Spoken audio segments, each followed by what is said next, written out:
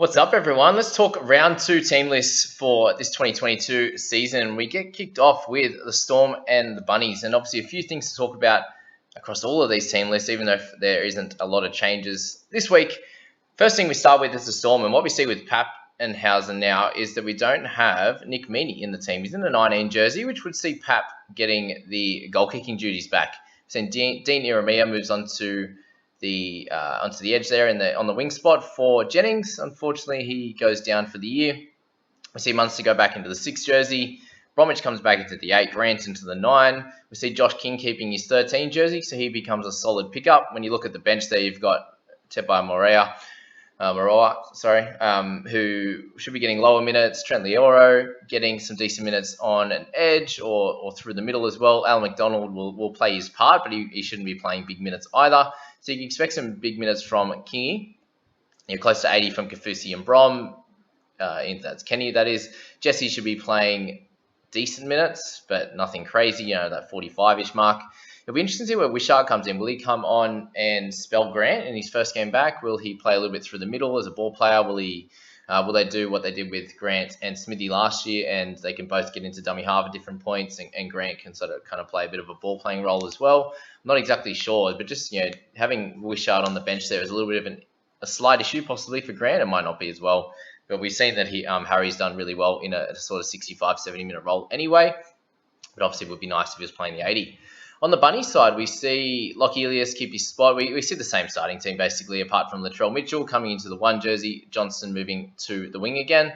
Jackson Paulo had a nice game as well, so he's someone that people have some interest in. Ilias didn't play that well. Obviously, against the Storm, it might be a tough game as well. So if you have the opportunity to, I'd probably have him in the emergencies this week, unless you are trading him out. Cook should have a decent game. This should be a little bit closer, probably a little bit more low-scoring game. So he should get some decent tackles and run the ball as well. Arrow, our big tackling man, he should be able to get plenty in this one. Up against, what's he going to be left edge? Up against Felice Kafusi. So that'll be a nice matchup. A couple of Queensland Origin boys. And you should see Murray get back into a bit of a groove this game. Walker was pretty low as well. So those two should come in back into their own again. Walker and Mitchell doing their thing down the left-hand side. I'd be very interested in Munster at the moment. Coates I wouldn't be too excited about. And if you have the opportunity to get him to a Nanai, if you have some cover in the wing fullbacks, Tungo would be nice as well. We've spoken about those types of players already. Let's go to the Dragons and the Panthers. And not much changes on the Dragons side either. With Jack Bird still naming his 11 jersey. We have McCulloch in the 19 jersey. I'm not exactly sure what the reason is there. Benny Hunt should bounce back. Talatau Amone, so he shouldn't get 20 again. They are up against the Dragons, so 20 is probably a bit of a lower score for him. You expect somewhere in the least of 25-30 maybe against this squad. But again, if you can avoid playing him, or if you could trade him out for a must-have cash cow, then that's great. But if there's no one clear to trade him to, or you have enough money to go up to those kind of guys, then I'd be holding steady. Lomax, Sully, and Sloan were decent last week, so I'd be holding on to them for sure. On to the other side, we see the same lineup for the Panthers boys. Edwards was great. He's going to have a pretty nice season. He runs the ball like crazy. Unfortunately, just gets injured semi-regularly, so that's something to worry about. Tungo and Crichton, you should be playing each week. Sean O'Sullivan's going to be great for the next few weeks, but again, we have Mr. Cleary coming back at some point. Spencer Leniu, so big one for him is that he gets the starting jersey. He's been named in this position before. So I think in last year, for example, there's a bunch of times he got named here, and then Sorensen started, or Martin started in the middle. They've got guys like Eisenhuth who could play some middle minutes, especially if Isaiah Yeo is going to be playing 80. So just keep an eye on that. The Spencer may move to the bench and still play like 30 to 40 minutes, which 35, 40 minutes would be great for him. But it's just very hard to tell. And I think you can at least wait one more week before selecting him. If he does get that 40-minute role or 45 minutes and do really well, then I think you can pick him up next week. Coruscant did great, but he won't be playing 80, so that's the worry with him. A few people are chasing Isaiah Yeo's scores. Just have a look at his footy, the scores on footystatistics.com from last year. He has this odd game where he gets 80 minutes, but he shouldn't be playing 80 on a regular basis, especially if they have 3 middles on the bench there. So just be aware of that when you're looking at selecting Isaiah. So the Roosters and the Seagulls, this is a very interesting one. We have two tough games in a row for a couple of these teams. But Roosters and Eagles will be pretty close as well. Tedesco, if you have him in round one, don't look to trade him out. I've had a few people asking me about him. Hold steady with him. Billy Smith's probably a little bit too cheap to trade him out. But if you have enough in the bank and you need to go to one of those must-have guys I've been speaking about, then do that.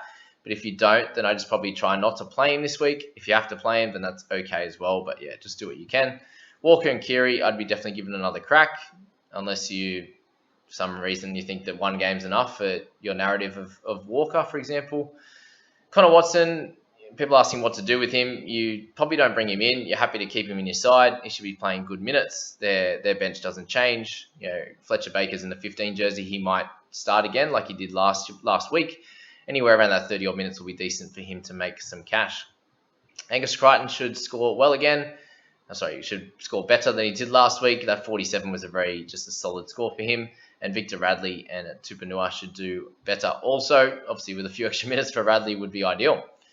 All right, on to the Manly side. And Tommy Turbo had a pretty light game last week. He's going to have to step it up against the Roosters, but that will be pretty hard as well because they're going to be a team, the Roosters, that will look to target him and make sure he doesn't get away. So be aware of that. If you have him in your team, are you going to captain him again, or are you going to go with someone like Payne Haas?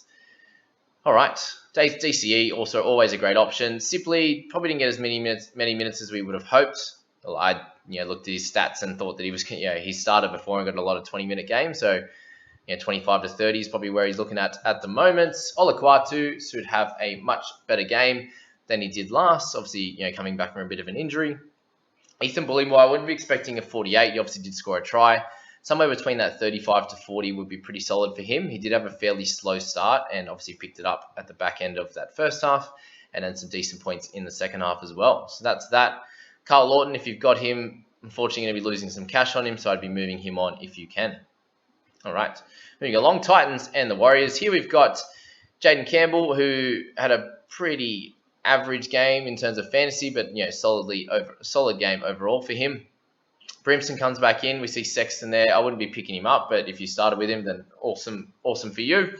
Both for more, someone that I'd be tempted to move on if you missed out one of the cash cows, for example. For Feeder, is going to be there. It should be a good captaincy option in this game against a slightly lesser side than what they played last week in the Eels, for example. And a bit of a weird game it was. He had one big run, for example. The Warriors, we see Reece Walsh come back, which is cool. He'll be an option at some point during the season as a gun in that fullback position. We have Jesse Arthurs who moves in for Vailea, and he gets that centre jersey. I wouldn't be looking to pick him up. Chanel Harris-Tavita moves into the 6 jersey and Taylor into the 7. Both guys I wouldn't be looking at picking up either. In the forwards, we see UNA can keep his spot. We got Katoa and Curran, who all did really good, and I'd be holding on to each of them. In terms of guys to pick up, Curran's going to be a gun for most of the year, so you could pick him up at any point at a similar price. He's not going to gain too much or lose too much from where he's at. Ewan Aiken probably has a little bit of upside, guys. Remember that he did all that in base stats last week, and he also has some upside in the attack. We also don't see Johnson, being a bit more of a right-sided player, and setting up Katoa there. So Aiken might get a few more opportunities with Chanel on his left, for example, up against the Titans team that will probably leak a few points. Bench doesn't look too different. Obviously, the switch from Lodge coming in, I'd probably look at him for a few weeks before picking him up. Bunty Ofoa moves into the 15. We see obviously Cody Nikarima move to the 18 jersey, which is a little bit annoying, but not many people would have him. All right, the Sharkies and the Eels. I'm probably going to go to this game, guys, being they live in the Shire. Roommate is a season ticket holder, so hopefully you can get in there with him. If not, I'll be on the hill, so if you're around in that game and you want to come say hello, please do. But the Sharks and the Eels there, we see Kennedy being a bit of a lower scorer last week and probably will be similar against the Eels unless he comes out and has an awesome game. Nico Hines should do pretty well. We also see Britton Nakora, Teague Wilton, who should do decent this week up against a pretty big pack there.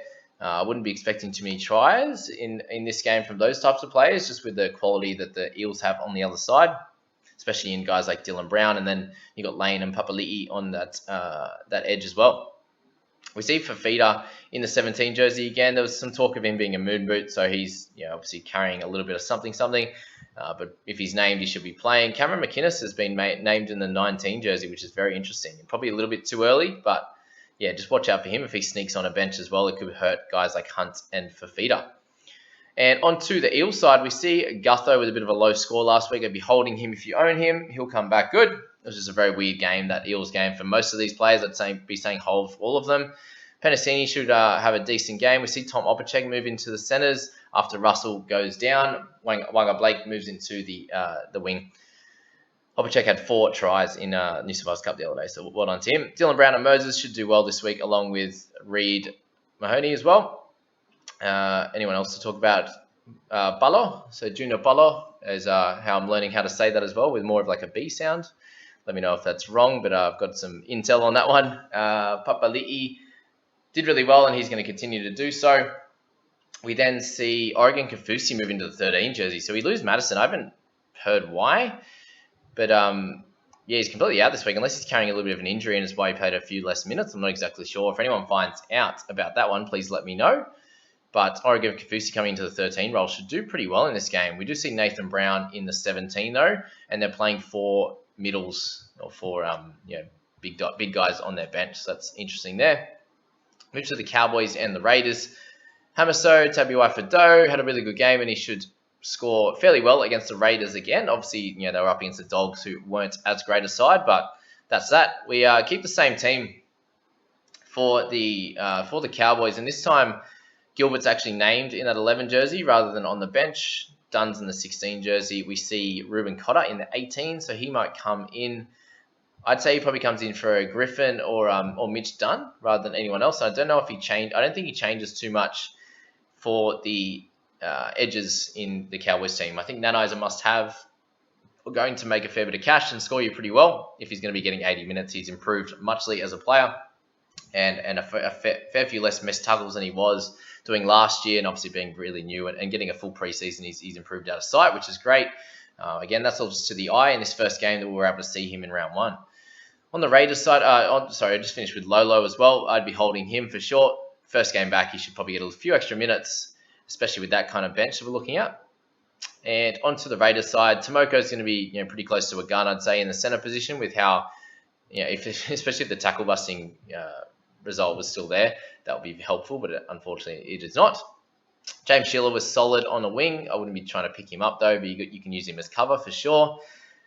We see Tommy Starling move into the 9. It's probably give it for between 2 to 3 weeks there in that 9 jersey, and then we'll move back to the bench. So if you are struggling for a 9, then I think that he could be a good option to score well for you over the next few weeks, and then probably move back to a 40 to 50 minute role on the bench, and not lose you too much in price or in points. But yeah, so it could be a solid one for you. What else we got here?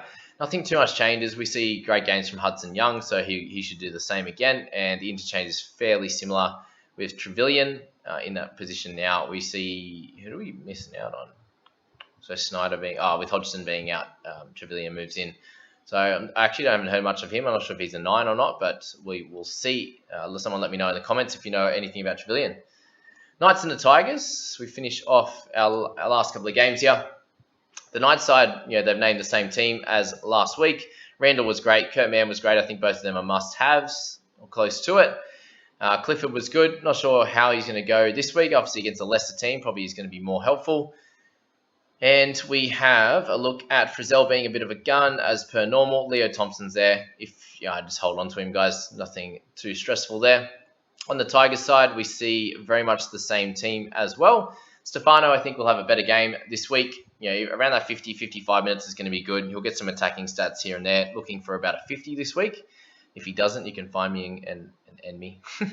Lucille Lewell bounced back. Tuolangi was decent again, and we don't see Aluki Garner. So he's in the 19 jersey, which makes it very interesting. I think they really like what Tuolangi he offered on that left edge, so I think he should be getting some good minutes again. Around that 70 mark would be ideal.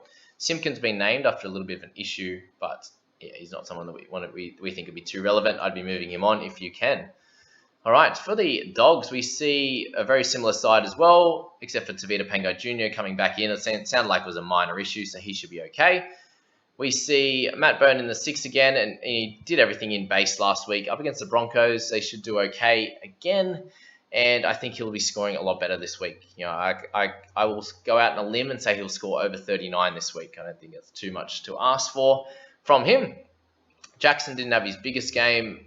We saw a really decent game from Luke Thompson, and I think he should do well again, whether it's in the starting team or on the bench. He played big minutes either way, so I wouldn't be worrying about that or having that turn you away from him. Tessie New in the 1 jersey, so we lose Isako, where does he go? Is he on the wing? Nope. We got him completely out of the team. Anyway, Tony Staggs had a bit of a light one. He should be a lot better for the run against a Dogs team. I expect at least a try from him, so have him in anytime scorers.